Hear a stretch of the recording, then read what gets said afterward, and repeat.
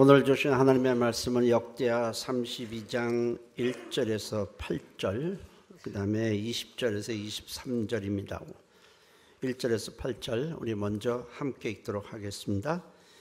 이 모든 충성된 일을 한 후에 아수르 왕 사네립이 유다에 들어와서 견고한 성읍들을 향하여 진을 치고 쳐서 점령하고자 한지라.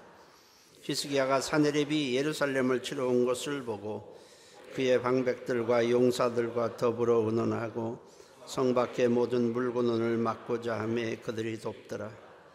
이에 백성이 많이 모여 모든 물건과 땅으로 흘러가는 시내를 막고 이르되 어찌 아수르 왕들이 와서 많은 물을 얻게 하리요 하고, 히스기야가 힘을 내어 무너진 성벽을 보수하되 망대까지 높이 쌓고 또 외성을 쌓고 다윗성의 밀로를 견고하게 하고 무기와 방패를 많이 만들고 군대 지휘관들을 세워 백성을 거느리게 하고 성문 광장에서 자기 앞에 무리를 모으고 말로 위로하여 이르되 너희는 마음을 강하게 하여 담대히 하고 아수르 왕과 그를 따르는 온 무리로 말미암아 두려워하지 말며 놀라지 말라.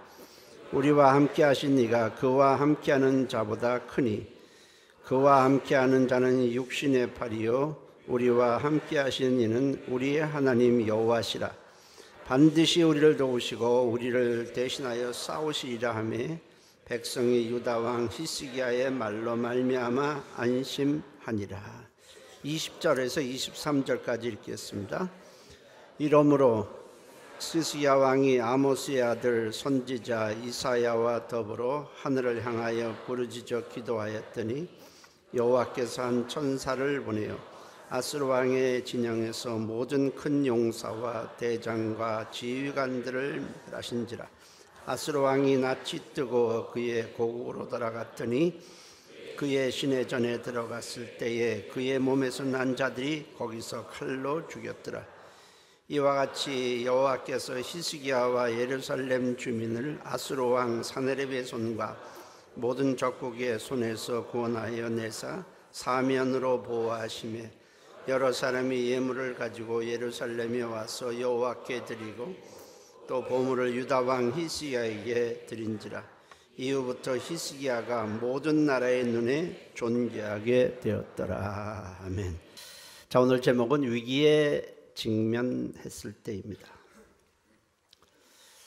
자, 살면서 우리는 여러 가지 위기를 접하게 됩니다. 예상치 못한 사고 또는 중병,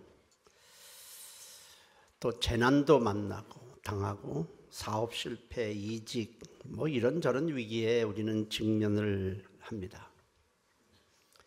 위기가 없었으면 좋겠는데 그럴 수는 없고, 중요한 것은 우리에게 닥친 위기를 우리가 어떻게 극복할 것인가입니다. 신앙생활을 잘 해도 위기는 얼마든지 올 수 있습니다. 어떤 사람은 신앙생활 잘해도 어려움이 오고, 신앙생활을 잘 하지 못해도 어려움이 온다면 잘하는 것이 무슨 소용이 있겠는가 말하는 사람도 있습니다. 그러나 아닙니다. 평소 우리가 신앙생활을 잘한 사람과 잘하지 못한 사람은 어려움이 왔을 때, 위기가 닥쳤을 때에 확연히 달라지게 됩니다. 잘하던 사람은 어려움이 왔을 때 평소대로 하나님을 의지하여서 잘 이겨내지만은 그렇지 않은 사람은 이겨내지 못하고 무너지는 것을 보게 됩니다. 그래서 디모데전서 4장 8절에서 10절에는 육체의 연단은 약간의 유익이 있으나 경고는 범사에 유익하니 금생과 내생의 약속이 있느니라. 미쁘다 이 말이여 모든 사람이 받을만 하도다. 이를 위하여 우리가 수고하고 힘쓰는 것은 우리 소망을 살아계신 하나님께 두미니 곧 모든 사람 특히 믿는 자들의 구주시라 했습니다. 뿐만 아니라 우리가 신앙생활을 평소 잘 하게 되면 하나님은 우리의 신앙생활을 기억해 두셨다가 위기가 올 때에 도와주시는 것입니다. 여러분, 우리가 평소 때 돈을 저축하고 모은 사람과 돈을 다 써버린 사람은 어느 때 달라집니까? 돈을 저축했다고 위기가 오지 않고 저축 안 한 사람한테는 어려움이 오고 그렇습니까? 그렇지 않습니다. 어려움이 왔을 때, 돈을 저축해 두는 것은 어려움이 왔을 때 그 돈을 유용하게 써서 잘 헤쳐나가도록 하기 위함이 아니겠습니까? 신앙생활도 똑같습니다. 하나님은 우리가 신앙생활을 평소 잘 하는 것을 하나님께 우리를 쌓아두는 것처럼 여기시고 어려움이 올 때 그것을 도와주시는 것입니다. 그래서 이사야서 62장 6절 7절에는 예루살렘이여 내가 너희 성벽 위에 파수꾼을 세우고 그들로 하여금 주야로 계속 잠잠하지 않게 하였느니라. 너희 여호와로 기억하시게 하는 자들아, 너희는 쉬지 말며 또 여호와께서 예루살렘을 세워 세상에서 찬송을 받게 하시기까지 그로 쉬지 못하시게 하라는 것 하셨습니다. 하나님으로 계속 기억하도록, 우리를 기억하도록 하라는 겁니다. 그분이 재림오셔서 이제 모든 것을 정리하고 그때까지 우리는 계속 하나님으로 기억하도록 하라는 것입니다. 욥에게 하나님이 하신 말씀이 있습니다. 내가 내 종 욥을 유의해 보았느니라. 욥은 평소 때 신앙생활을 잘했어요. 그래서 큰 환난이 올 때에 하나님이 욥과 함께 하셔서 내 종 욥이 평소 때 신앙생활 하는 것을 내가 기억한다는 겁니다. 그 엄청난 환난을 헤쳐나가도록 하나님이 함께 하신 것을 볼 수 있습니다. 여러분, 평소 때 우리가 기도하고 하나님 말씀 가까이 하는 것을 하나님은 다 기억하셨다가 어려움이 올 때 도와주시는 것입니다. 유다의 히스기야가 왕으로 있었을 때입니다. 히스기야는 남유다의 13번째 왕으로 25살에 왕위에 올랐습니다. 그런데 아버지 아하스 왕은 영적으로 굉장히 타락한 왕이었습니다. 하나님의 성전 안에다가 이방신을 갖다 놓았고 제단까지 만들었습니다. 하나님의 성전을 더럽힌 것입니다. 그리하여 죽은 후에 그는 믿음의 선진들 왕릉에 묻히지 못했습니다. 히스기야는 그렇게 영적으로 타락한 아버지 밑에서 태어났지만 하나님에 대해서 굉장히 신실했습니다. 우상을 숭배했던 아버지 밑에서 훌륭한 믿음을 가진 아들이 나올 수 있었던 것은 바로 그의 어머니 때문이었습니다. 그의 어머니 아비야는 경건한 제사장의 딸로 신앙으로 잘 무장된 여인이었습니다. 가만히 보면 자녀의 신앙은 아버지보다 어머니로부터 더 많이 영향을 받는 것을 우리가 볼 수 있습니다. 어머니의 믿음이 멍텅하면 자녀도 그러하고 어머니의 신앙이 훌륭하면 자녀도 그러합니다. 아버지보다는 어머니에게 훨씬 더 믿음의 영향을 받는 것을 볼 수 있습니다. 어머니가 늘 기도하는 그 어머니, 늘 말씀을 가까이 하는 그 어머니를 보고 자녀들은 배우고 자라게 되는 것입니다. 히스기야는 어머니의 믿음을 본받아서 자랐습니다. 아버지가 비록 영적으로는 신실하지 못했지만 신실한 어머니의 믿음을 본받으며 자랐습니다. 그래서 왕위에 오르자마자 아버지가 더럽혔던 하나님의 성전을 깨끗게 하는 작업을 합니다. 그리고 나라 곳곳에 세워진 우상을 모두 없애버리고 오랫동안 지키지 않았던 유월절 절기를 지키게 됩니다. 유월절은 하나님께서 애굽에서 종살이 하던 이스라엘 백성을 구원해 주셔서 자기 백성으로 삼으신 것을 기억하고 감사하는 절기입니다. 오늘날로 하면 고난주간이 되겠습니다. 유월절을 지키게 한 것은 하나님의 은혜로 애굽에서 구원을 받고 하나님의 백성이 된 것을 절대로 잊지 않도록 하기 위함이었습니다. 히스기야는 영적 개혁운동을 단행하면서 삐뚤어진 백성들의 신앙을 바로잡는 데 힘을 기울이게 됩니다. 그런데 그런 히스기야에게 절체절명의 위기가 왔습니다. 아수르 제국입니다. 당시에는 아수르 제국이 유다를 침공하기 위해 전쟁 준비를 완료하고 쳐들어올 것이라는 비보를 접한 것입니다. 나라의 존망이 달려 있습니다. 사실 우리가 위기가 위기하지만은 전쟁보다 더 큰 위기는 없잖아요. 우리가 지금 북한과의 사이에서 계속 이렇게 막 대치하고 여러 가지 일을 하는 것은 다 어떻게 하든지 전쟁이 일어나지 않도록 하기 위함이 아니겠습니까? 문제는 아수르 제국과 싸워봤자 승산이 전혀 없다는 것입니다. 유다는 사실 조그만 나라예요. 중동에 있는 팔레스타인 지역에서도 아주 조그만 나라입니다. 아수르 제국은 그에 비해서 굉장히 큰 나라입니다. 싸워봤자 승산이 없습니다. 인간적으로 생각하면 이런 상황에서 하나님께 섭섭한 마음이 히스기야에게 들 수 있습니다. 하나님 그동안에 우상을 제거하고 영적 계획을 단행하면서 백성들에게 하나님을 섬기고 의지하면 하나님께서 이 나라를 지켜주실 것이다. 어떤 어려움이 와도 이 나라를 반드시 살려줄 것이고 지켜줄 것이라, 그리고 복을 주실 것이라고 그렇게 히스기야가 말해왔는데 어떻게 이런 일이 일어날 수 있습니까? 아수르가 침공하지 못하도록 막아주셔야 하지 않습니까? 그렇게 하나님께 대해서 볼멘소리를 할 수 있습니다. 물론 하나님은 아수르가 침공하지 못하도록 막아주실 수도 있습니다. 그러나 그렇게 하지 않으시고 하나님은 히스기야가 평소 연단한 믿음을 발휘해서 승리하기를 원하셨습니다.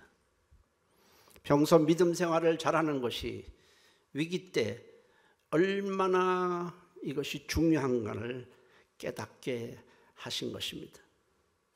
우리가 평소 말씀을 가까이 하고 기도하고 성령님의 인도를 받는 것은 어떤 위기도 어떤 어려움도 없도록 하기 위함이 아니라 위기에 직면했을 때, 어려움이 왔을 때에 평소 훈련받은 믿음을 사용해서 승리하기 위해서인 것입니다. 히스기야는 위기에 직면했을 때에 하나님을 원망하지 않았습니다. 평소 하던 대로 하나님을 신뢰하고 의지하면 반드시 이 아수르 제국으로부터 유다를 지켜줄 것이라고 믿었습니다. 히스기야가 훌륭한 것은 편안했을 때나 위기에 처했을 때나 변함없이 하나님을 신뢰하고 의지하고 기도하고 말씀을 가까이 했다는 것입니다. 우리는 히스기야가 이 큰 위기에서 어떻게 승리했는가를 배울 필요가 있습니다. 왜냐하면 우리에게도 히스기야처럼 여러 가지 어떤 어려움이 올 수도 있고 위기에 직면할 수도 있기 때문입니다. 내용은 사실 평범한 거예요. 우리가 다 아는 얘기지 새로운 얘기는 아닙니다. 위기가 직면했을 때에 히스기야가 제일 먼저 한 것은 하나님께서 약속하신 말씀을 찾았고 그 말씀을 붙들었습니다. 하나님은 신명기 28장 7절에 말씀하셨습니다. 여호와께서 너를 대적하기 위해 일어나는 적군들을 네 앞에서 패하게 하시리라. 그들이 한 길로 너를 치러 들어왔으나 네 앞에서 7길로 도망하리라. 이렇게 하나님은 자신을 믿는 자들에게 약속을 하셨습니다. 그리고 신명기 28장 14절에는 내가 오늘 너희에게 명령하는 그 말씀을 떠나 좌로나 우로나 치우치지 아니하고 다른 신을 따라 섬기지 아니하면 이와 같으리라 약속을 하셨습니다. 히스기야는 그 말씀을 찾아보았고 그 말씀을 붙들었습니다. 그 말씀을 보면서 히스기야는 생각합니다.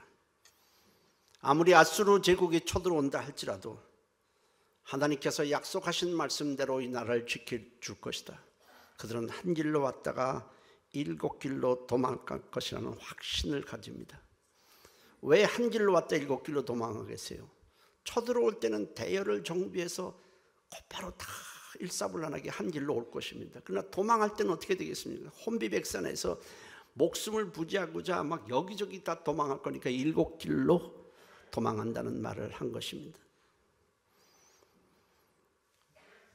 히스기야는 하나님의 말씀을 붙들고 그 말씀을 내 확신을 얻고 백성들을 향해서 담대하게 선포를 합니다. 그러자 백성들은 안심을 합니다. 아수르족이 쳐들어온다는 말에 백성들은 다 두려움과 공포에 떨고 있을 때 히스기야가 백성들을 향해서 선포를 하는 것입니다. 역대하 32장 7절 8절에 히스기야가 이렇게 담대하게 선포합니다. 너희는 마음을 강하게 하고 담대히 하고 아수르 왕과 그를 따르는 온 무리로 말미암아 두려워하지 말며 놀라지 말라. 우리와 함께 하시는 이가 그와 함께하는 자보다 크니 그와 함께하는 자는 육신의 팔이요 우리와 함께 하시는 이는 우리 하나님 여호와시라. 반드시 우리를 도우시고 우리를 대신하여 싸우시리라. 함의 백성의 유다와 히스기야의 말로 말미암아 안심하니라. 여러분, 어려운 가운데 여러분들이 있습니까? 두려운 가운데 있는 분도 있을 것입니다. 하나님의 말씀을 믿고 신뢰하고 평안하시기를 바랍니다. 히스기야는 나라의 존망이 달린 위기에 직면했지만 흔들리지 않고 담대할 수 있었던 것은 평소 그가 하나님의 말씀을 늘 마음에 새기고 하나님을 의지하는 것이 체질화되어 있기 때문에 그렇습니다.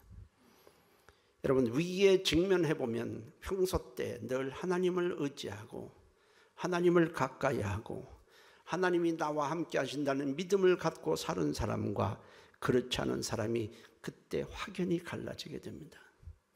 똑같은 어려움인데 한 사람은 하나님이 함께 하신다는 것으로 평안을 누리지만 어떤 사람은 두려워하고 놀라고 불안해하고 잠을 못 자고 이우왕좌왕합니다. 불평과 원망을 하고 남의 탓을 하기 바쁩니다. 우리는 히스기야와 같은 믿음을 가져야 할 것입니다. 우리가 위기에 닥쳤을 때 가장 먼저 할 일은 하나님께서 우리에게 약속하신 말씀을 찾아보고 그 말씀을 붙드는 것입니다. 정말 위기가 찾아오면 우리를 도와주시는 분은 하나님뿐인 것입니다. 하나님의 말씀을 붙드는 것은 하나님을 붙드는 것입니다. 말씀 속에 길이 있고 답이 있습니다. 하나님은요, 어디나 계시지만 어디서나 일하시는 것은 아닙니다. 하나님은 말씀과 함께 운행하십니다. 그러므로 내가 말씀을 붙들면 하나님의 그 말씀을 따라 일하시는 것입니다.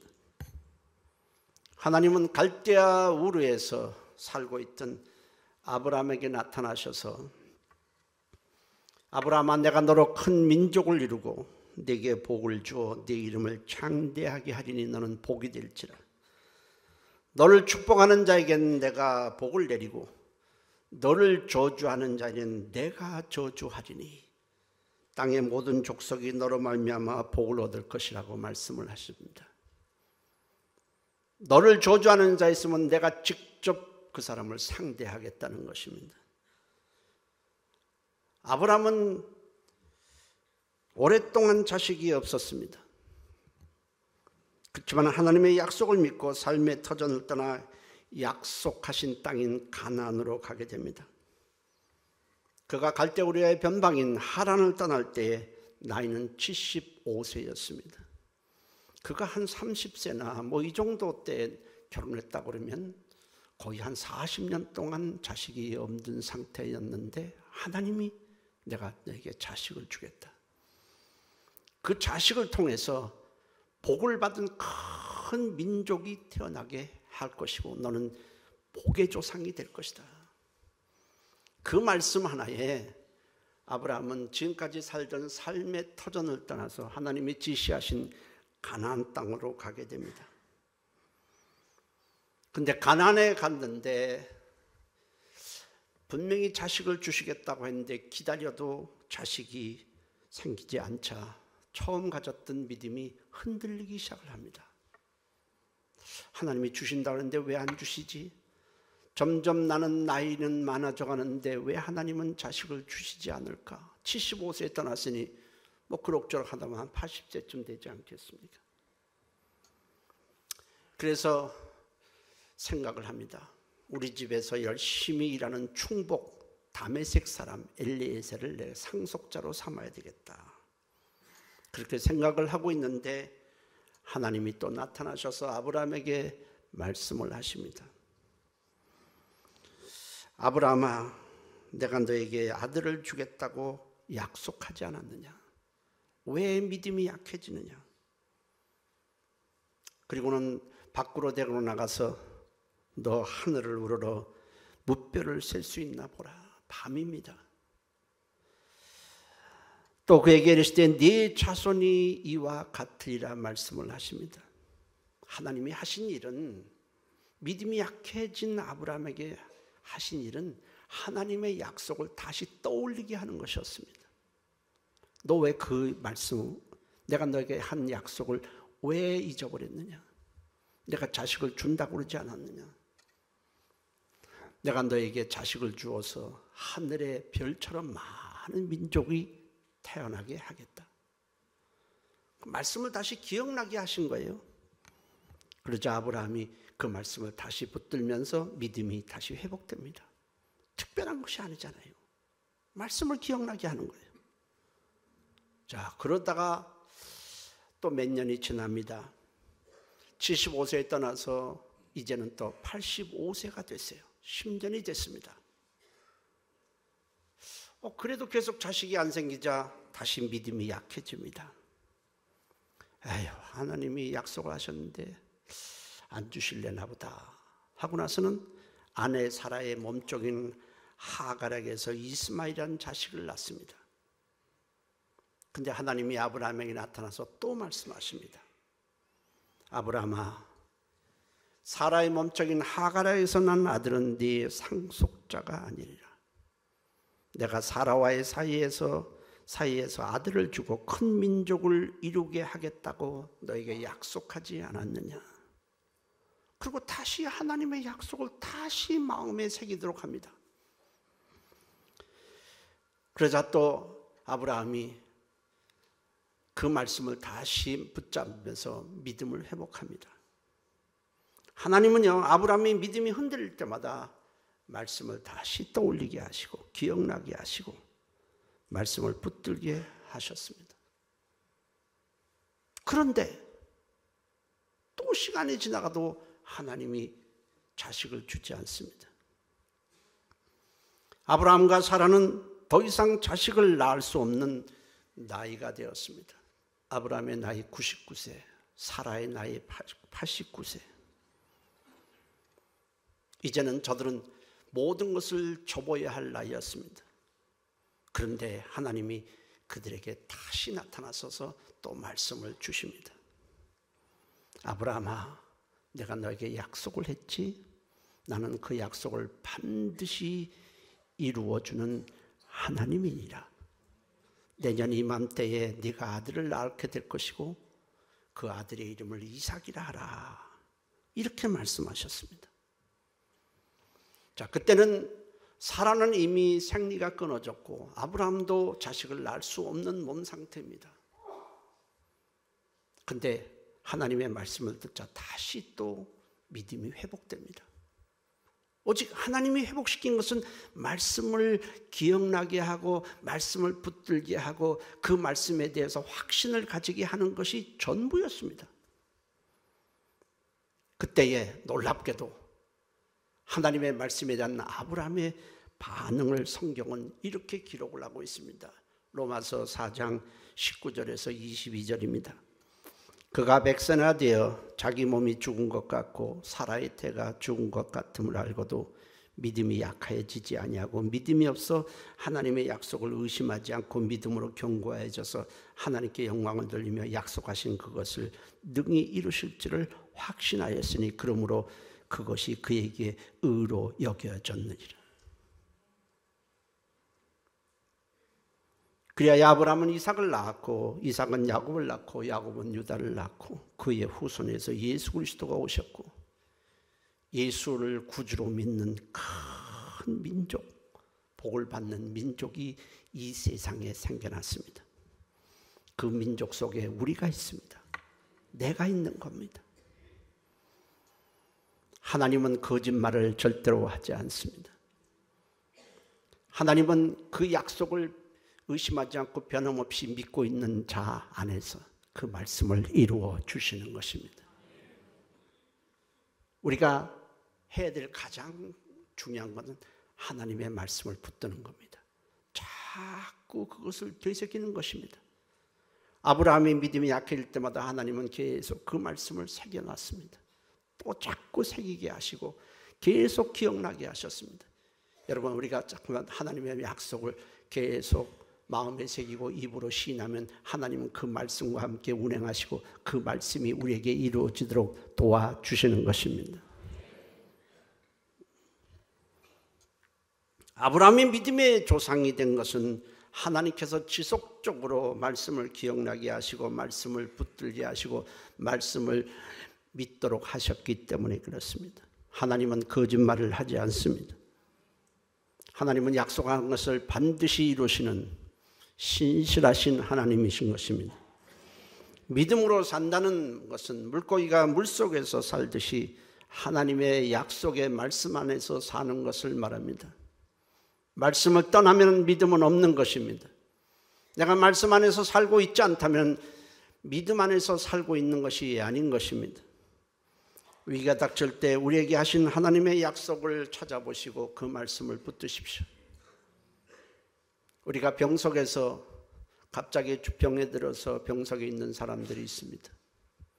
병석에 누워있는 사람들 우리가 가서 해야 될 일이 가장 먼저 해야 될 일이 뭐겠습니까?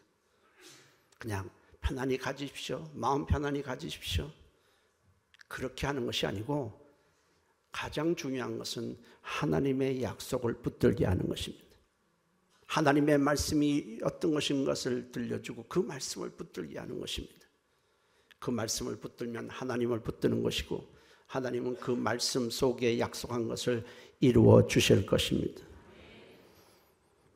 하나님은 거짓말을 하지 아니하시고 약속한 것을 반드시 실행하시는 신실한 하나님이십니다. 둘째로 히스기야는 하나님의 약속을 붙잡고 부르짖으며 기도를 했습니다. 역대하 32장 20절에 히스기야 왕이 아모스의 아들 선지자 이사야와 더불어 하늘을 향하여 부르짖어 기도했다라고 했습니다. 여러분, 우리가 반드시 또 하나 알아야 될 사실이 있습니다. 하나님께서 우리에게 약속하셨어도 구하지 아니하면 주시지 않는다는 사실입니다. 아, 나는 그 말씀 믿어요. 나는 그 말씀이 이루어질 것이라고 믿어요. 그렇게 해서는 이루어지지 않는 것입니다. 우리가 하나님의 약속을 믿는다면 그 말씀을 붙잡고 기도해야 하는 것입니다. 이스라엘이 바벨론에 의해서 나라가 망한 후에 포로로 끌려가서 아무런 소망도 없이 하루하루를 살아가고 있었습니다. 그런 상황에서 하나님께서 에스겔 선지자에게 내가 이스라엘을 회복시켜 주겠다고 말씀을 하시게 됩니다.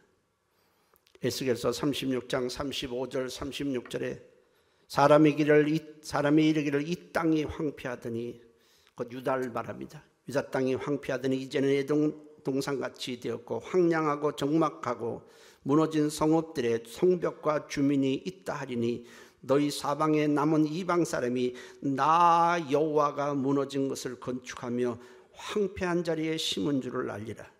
나 여호와가 말하였으니 이루리라. 놀라운 약속의 말씀을 하셨습니다. 소망을 주는 말씀입니다. 어둠 가운데 마치 비치는 것 같은 말씀이었습니다. 여러분, 나라가 빼앗겨서 이방 나라에 끌려가서 포로로 끌려가고 노예로 살던 그들에게 유다를 다시 회복시켜주고 너희가 유다 땅에 돌아가게 하리라는 이 말씀이 그 말씀이 얼마나 저들이 희망이 생겼겠습니까? 어둠을 비추는 마치 빛과 같은 그런 소망의 말씀이었습니다. 그런데 하나님은 그 말씀만 하신 것이 아닙니다. 그 말씀이 너희 가운데 이루어지기 위해서는 그 말씀을 붙잡고 기도하라고 말씀하셨습니다. 에스겔서 36장 37절에 주 여호와께서 이같이 말씀하셨느니라, 이같이 약속하셨느니라. 반드시 유다를 회복시켜주고 유다를 다시 예전처럼 성벽을 쌓게 하고 주민이 거기서 살도록 해주겠다. 너희가 포로에서 해방되어서 유다 땅으로 돌아가게 해주겠다. 이같이 말씀하셨느니라. 그래도 이스라엘 족속이 이같이 자기들에게 이루어 주기를 내게 구하여야 할지라. 내가 너에게 소망을 주었지만은 너희가 이 말씀을 붙잡고 기도해야만 이루어 주시겠다는 것입니다. 우리가 믿는다고 말만 하면서도 기도하지 않는다면 그것은 이루어지지 않는다는 것입니다. 여러분, 우리가 하나님의 약속을 믿고 있다면 그 말씀을 붙잡고 기도해야 하는 것입니다. 나는 믿습니다. 나는 다 믿어요. 나는 하나님의 말씀 다 알아요. 아무 소용이 없습니다. 하나님의 말씀을 줄줄이 외우더라도 그 말씀이 나에게 이루어지기를, 적용되기를 기도하는 사람에게 하나님은 그 말씀을 이루어 주시는 것입니다. 히스기야는 하나님의 약속을 알았습니다. 붙들었습니다. 그리고 그 약속을 붙잡고 성전에 들어가서 기도를 합니다. 혼자 하기 힘들 때는 이사야 선지자와 함께 들어가서 기도를 합니다. 하나님은 히스기야의 기도에 대해서 내게 기도하는 것을 내가 들었노라 했습니다. 하나님의 마음에 든 기도를 했다는 것입니다. 히스기야가 뭘 기도했겠습니까? 하나님, 저는 하나님의 약속을 붙듭니다. 하나님의 약속을 믿고 그 약속이 이루어지기를 위해서 저는 기도합니다. 우상을 섬기던 모든 것을 제가 다 없앴습니다. 그리고 우리 죄를 용서하여 주옵소서. 그런데 저는 하나님의 약속이 이루어지기를 위해서 기도합니다. 이 나라를 약속한 대로 지켜주시옵소서. 한 길로 왔다가 저들이 7길로 도망하게 해 주옵소서. 하나님의 약속대로 이루어지도록 도와주옵소서. 기도하지 않겠습니까? 하나님의 약속과 무관하게 기도한 것이 아니라 하나님의 약속을 붙잡고 기도했다는 뜻입니다.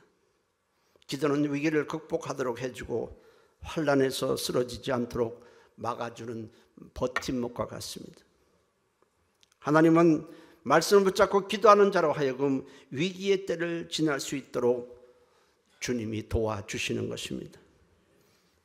히스기야가 하나님의 약속을 붙들고 부르짖으며 기도했을 때 하나님은 한 천사를 보내서 하룻밤에 아수르 군대 18만 5천 명을 죽이고 나라를 위기에서 건져 주셨습니다. 여러분, 한 천사라고 성경은 오늘 역대하에 기록을 합니다.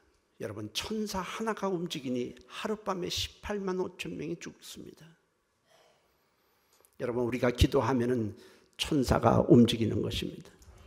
보이지 않는 천사지만은, 우리가 미처 자각하지 못하는 천사지만은, 하나님은 그의 백성이 기도할 때에, 하나님의 말씀을 붙잡고 기도할 때 천사를 보내서 여러 모양으로 도와주시게 되는 것입니다.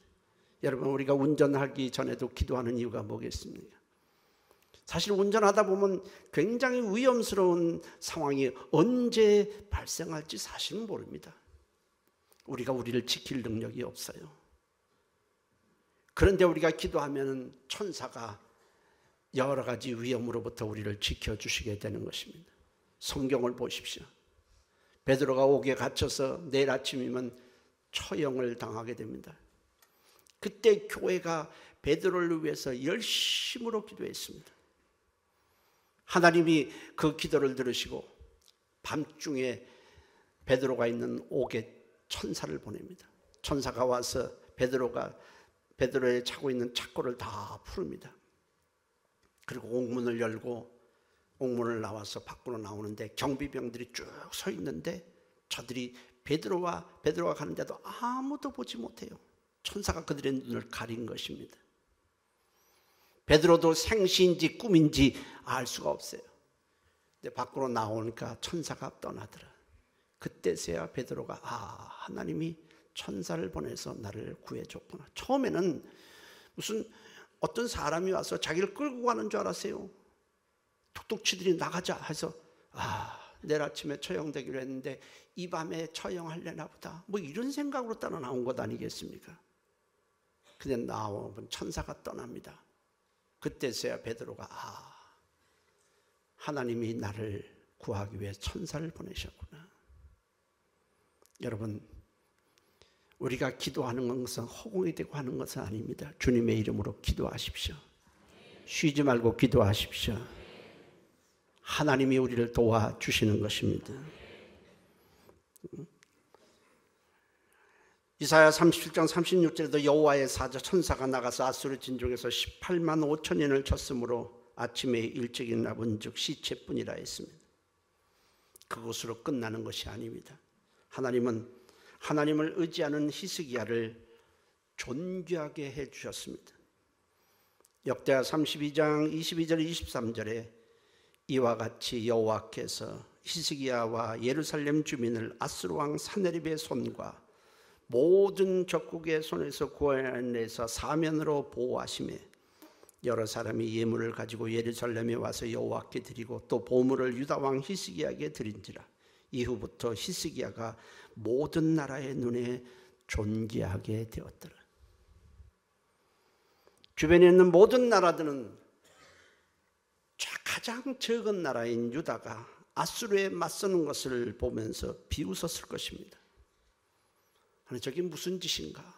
아수르가 지금 북이스라엘 5배나 큰 북이스라엘도 무너뜨리고 주변 나라도 다 정복을 한 상태입니다. 그런데 가장 적은 나라인 유다가 아수르에 항복하지 않고 싸우겠다는 것을 보면서 얼마나 비웃고 조롱했겠습니까? 저 유다 왕 히스기야는 멍청하다. 전쟁을 하게 되면 수많은 백성들이 죽임을 당할 것이고 그럴 텐데 항복을 하지. 그렇게 했을 것입니다. 그런데 히스기야가 하나님을 의지하는 가운데 아수르 군대가 맥없이 무너지자 그들은 히스기야가 달리 보인 것입니다. 그리고 히스기야가 의지하는 하나님을 저들은 우러러보게 되었습니다. 여러분, 우리가 하나님을 사랑하고 가까이 의지하면 하나님은 우리를 지켜주실 뿐 아니라 우리를 존귀한 자가 되게 하시는 것입니다. 여러분, 성경에 나와 있는 인물들을 보십시오. 베드로가 무슨 존귀한 인물입니까? 세상에서 존경받을 만한 어떤 것을 그거는 가진 적도 없고 배운 적도 없고 지위도 없습니다. 그런 베드로, 그뿐만이 아닙니다. 세일이 남의 돈을 착취하던 세일이 마태, 뭐가 존귀합니까? 사람들로부터 미움을 받던 그 마태, 그들이 왜 존귀한 자가 되고 있습니까? 하나님을 사랑했기 때문에 그렇습니다. 하나님을 의지했기 때문에 그렇습니다. 하나님을 높였기 때문에 그렇습니다. 여러분, 하나님을 높이면 하나님은 우리를 높여주십니다. 하나님을 하찮게 여기면 하나님은 우리를 하찮게 여깁니다. 하나님을 의지하면 하나님은 우리를 존귀하게 해주시지만 세상을 의지하면 하나님은 그 사람을 버리시는 것입니다. 히스기야가 하나님을 의지해서 이겼다면 우리도 하나님을 의지하면 동일하게 이길 수 있습니다. 지금도 위기에 처해 있는 자들이, 가정들이 있을 것입니다. 아니면 지금은 모든 것이 편안해 보여도 앞으로 우리에게는 위기가 닥칠 수 있습니다. 그럴 때 히스기야가 어떻게 그 위기를 극복했는지 우리는 살펴보아야 합니다. 히스기야를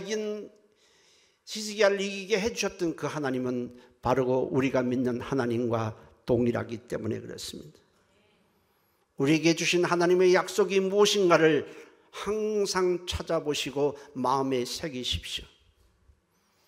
저는 사실 병에 걸리면 하나님의 약속을 떠올립니다. 그는 십자가에서 매를 맞음으로 나의 병을 짊어지셨다. 그리스도 예수 안에 있는 자에게는 결코 정죄함이 없나니 그리스도 예수 안에 있는 생명의 성령의 법이 나를 해방시켰다. 저는 계속 하나님의 말씀을 되뇌입니다. 계속 어떤 때는 하루에 20번이라도 30번이라도 계속 제 입으로 되뇌입니다. 왜냐하면 그 말씀 속에 하나님의 능력이 있고 하나님의 치료하심이 있다고 믿기 때문에 그렇습니다. 제가 하나님을 의지한다고 해서 아프지 않은 것도 아니고 병들지 않은 것도 아닙니다. 제가 하나님을 의지한다고 해서 환난이나 위기가 비켜나가는 것도 아닙니다. 동일하게 올 수 있지만 저는 대처하는 방식은 하나님의 말씀을 붙잡고 계속 그 말씀을 되뇌이고 그 말씀을 이루어지도록 기도하는 것입니다. 그것이 제가 하는 거의 전부입니다. 그러나 하나님은 신실하시기 때문에 그 약속을 붙잡는 자, 그 약속이 이루어지기를 기도하는 자와 함께 하시는 것입니다. 특정한 자에게만 하나님은 주시는 말씀이 아닙니다. 하나님의 약속은 특정한 자만 받는 것이 아니라 믿는 모든 자가 받을 수 있는 말씀인 것입니다. 여러분, 말씀을 가까이 하십시오. 그리고 말씀이 믿어지면 그 말씀이 이루어지기를 기도하십시오. 그러면 가장 합당한 때, 가장 알맞은 때에 하나님은 말씀을 이루어 주시고 위기에서 벗어나도록 해 주실 것입니다. 우리 모두가 히스기야처럼 믿음의 승리자가 되시기를 주의 이름으로 축복합니다. 할렐루야. 시간 통성으로 기도합니다. 하나님, 우리가 말씀을 붙들고 살게 도와주세요. 말씀을 붙드는 것은 하나님을 붙드는 것입니다. 말씀을 붙드는 것이 바로 하나님을 의지하는 것입니다. 말씀을 붙들고 기도하는 것이 하나님을 찾는 것입니다. 하나님, 위기가 왔을 때 세상 사람들처럼 우왕좌왕하지 않게 도와주시고 말씀을 붙잡고 말씀을 되뇌이며 말씀이 이루어지도록 기도해서 우리도 믿음의 승리자가 되게 도와주옵소서. 우리 다 같이 한 목소리로 동성으로 기도합니다. 살아계신 하나님 고맙습니다. 하나님은 살아계시고 하나님의 말씀도 살아있습니다. 천지는 변해도 하나님의 말씀은 변하지 않습니다. 하나님은 사람과 달리 한 번 하신 말씀을 취소하거나 변경하지 아니하고 반드시 말씀을 이루어 주십니다. 그러나 모든 사람에게 이루어지는 것이 아니라 믿는 자만이 그 이루어진 말씀을 경험할 수 있습니다.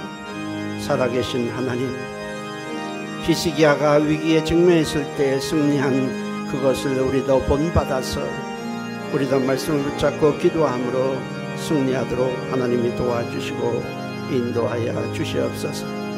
살아계신 하나님, 우리가 어려움을 만날 때에, 어려움을 당했을 때에 우왕좌왕하지 않게 도와주시고 살아계신 하나님을 바라볼 수 있도록 인도해 주시옵소서.